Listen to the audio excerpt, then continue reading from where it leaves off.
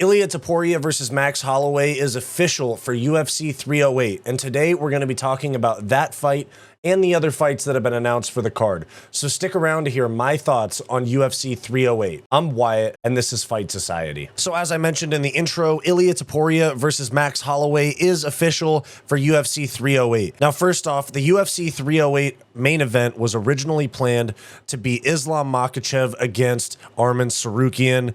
However, Islam Makhachev has a hand injury that's going to keep him out until 2025. So here we go with a champ that is going to make one defense, one fight in 2024. Bummer is what I'll say. Now that Islam is definitely not going to be fighting against Arman Tsarukyan at UFC 308 in Abu Dhabi, it is now going to be Ilia Topuria versus Max Holloway. As you can see on the screen behind me, there are also several other big fights that have been announced for UFC 308. Those include Rob Whittaker versus Khamzat Chimaev as a 5-round co-main event, Ciryl Gane versus Alexander Volkov 2, Magomed Ankalaev versus Aleksandar Rakic, Lerone Murphy versus Dan Ige, and Geoff Neal against Rafael Dos Anjos. Now, I'm going to go through these 6 fights and I'm going to give you my thoughts on them and maybe some early predictions, we'll see, but as usual, stick around to hear my thoughts. Here we go. We'll start with Geoff Neal versus Rafael Dos Anjos. I assume this is going to be a featured prelim or a main card opener.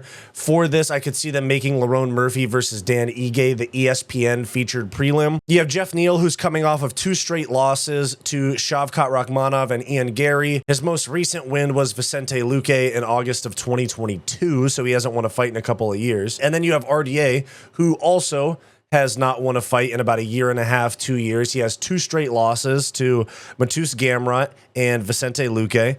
Now, RDA has said that he is done at 155 pounds, so he should get pulled from the lightweight rankings, and he will eventually become a ranked welterweight because he might beat Geoff Neal, but he should be pulled from the lightweight rankings so that you can get somebody else in there. Why would you keep RDA in the rankings? I know rankings don't matter very much, but why would you keep RDA in the lightweight rankings when he's openly said he won't fight there again? So I'm probably going to lean towards Geoff Neal in this fight, but I could also see him fading and RDA picking up the pace as the fight goes on. I'm going to do some more research about that one before I give a pick. Again, this is not a bout order, but the next fight is Lerone Murphy versus Dan Ige. This could be a fight night main event.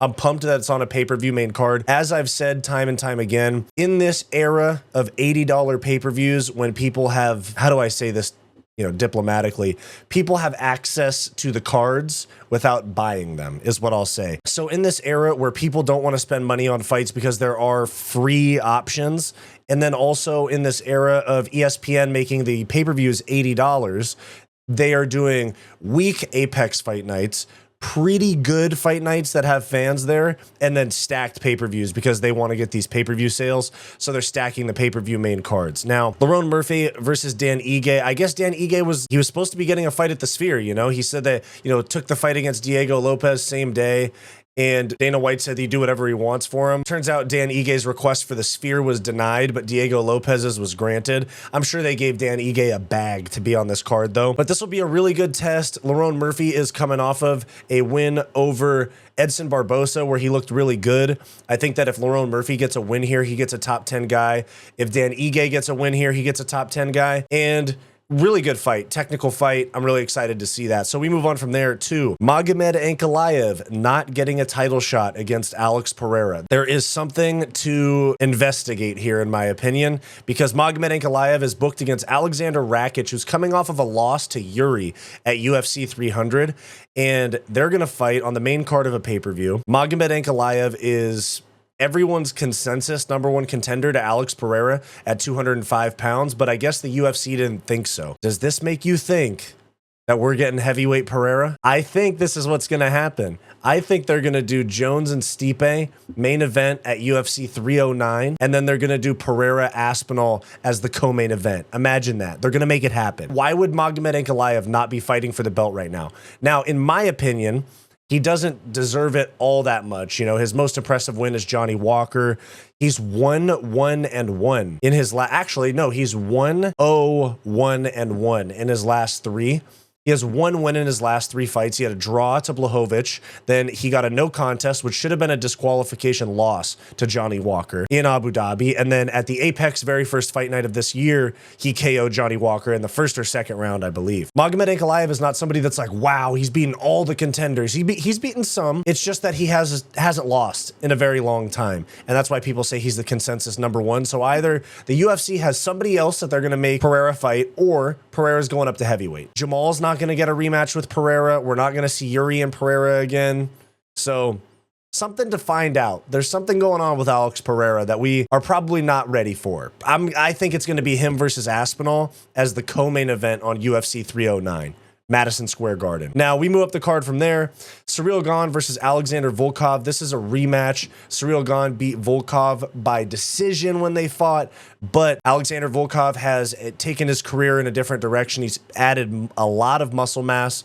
Ciryl Gane is not as locked in as he was the first time they fought. He's making movies. He's more of a celebrity in France, and he's still a great fighter, but we haven't seen him in over a year by the time this fight goes off. He lost to John Jones in March of 23. Then 6 months later, September of 23, he fights Sergey Spivak in the UFC Paris main event, wins, and then this is going to be his first fight since then, and that's going to be October, so it's going to be about 13 months in between fights for Ciryl Gane, whereas Alexander Volkov has been actively getting better between fights, and he just coming off of a win where he styled on Sergey Pavlovich, who was at least the boogeyman in that division. So I actually might lean towards Volkov in this fight, but I'm going to watch their first fight again. I've only seen it twice, I think. So I'm going to go back and watch their first fight and then watch a couple of Volkov's most recent fights. But I mean, Ciryl Gane is very skilled, very good, but Volkov has been getting a lot better and he's a lot stronger now. And the height could give Ciryl Gane problems. We move on from there. It says 5-round middleweight bout and it says at the bottom, not a bout order, but Dana White said it's a 5-round co-main event. You have Rob Whittaker and Khamzat Chimaev. They're booking this fight again for reasons I don't know why. I was thinking that you put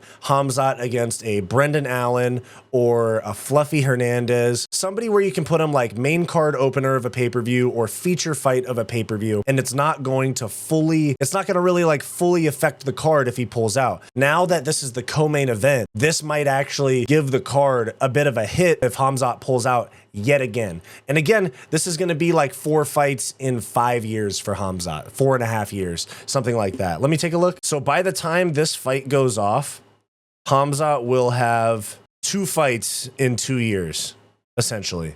2 fights in 25 months. Yeah, 5 fights in 3 years. That is very inactive for somebody like him. He, 4 fights in 60 days or whatever it is to 5 fights in 3 years. We need more activity out of him. I don't know how they're going to make Khamzat champ or give him an opportunity to become champ when they can't rely on him to show up. But I've been over this. We've talked about this in other videos. Rob Whittaker, I'm probably going to lean towards him, especially with Khamzat's inactivity and Rob Whittaker absolutely smoking Aleksandar at UFC Saudi Arabia in June. Now, we move on to the main event. I know a lot of people are riding for Max Holloway with the UFC 300 knockout of Justin Gaethje and just the aura that Max has right now. But I think I'm leaning towards Ilia in this fight. It's a huge fight. This is a massive, massive fight. This might be the second biggest featherweight title fight behind Conor and Aldo.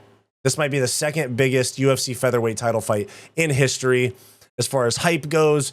But, here's something to consider if you're thinking, oh, Max is going to smoke him. Ilia, he got Volk coming off of a KO from Islam. And so it was just residual damage from Islam's KO. Max struggles against shorter opponents. Max lost to Volk 3 times. Ilia got him out of there in a round and a half. I think I'm leaning towards Ilia in this fight. I'm going to have to do some more research. I'm going to watch some fights. But I think I'm leaning towards Ilia fairly confidently in this fight for UFC 308. But there we go. Interesting not seeing a Dagestani or some sort of Muslim headlining the Abu Dhabi card, but it is still Khamzat, Volkov, Ankalaev, stuff like that. They're very present on the card, but usually they're headlining. But, with Islam being out of it, I'm surprised that this is not Pereira Ankalaev, to be honest, as the main event. But they probably wanted to get Ilia and Max done before the end of the year. Now, this is the main event that was rumored to be UFC 307 in Salt Lake City. Now, who knows what's going to be the main event? UFC 307. Honestly, they're probably going to do Salt Lake City pretty dirty and do a Raquel Pennington, Juliana Pena pay-per-view main event. So thank you guys for watching. Like, subscribe, all that. Let me know your thoughts down below about UFC 308. What other fights do you want to see on the card and what's going on with Alex Pereira?